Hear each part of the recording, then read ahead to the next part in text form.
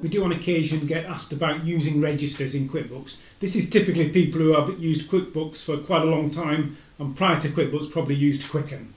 So if I go to the little gear in the top right here and we go to the chart of accounts, you'll see there that the top account here is a bank account, a current account. If you click on account history, you can get to the register in QuickBooks. And the register in QuickBooks is the way that, as I say, historically, certainly in Quicken days, we would input data into the system.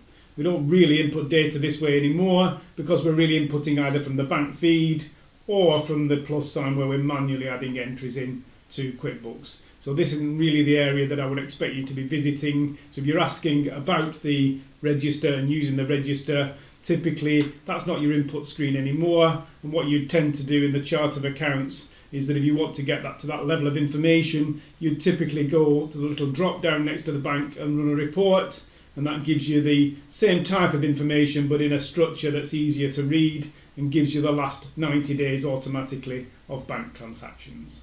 So that's all about using registers in QuickBooks. And I say it's not really a critical area in QuickBooks Online, but it is a question that we get from people who've used historic versions of Quicken and QuickBooks.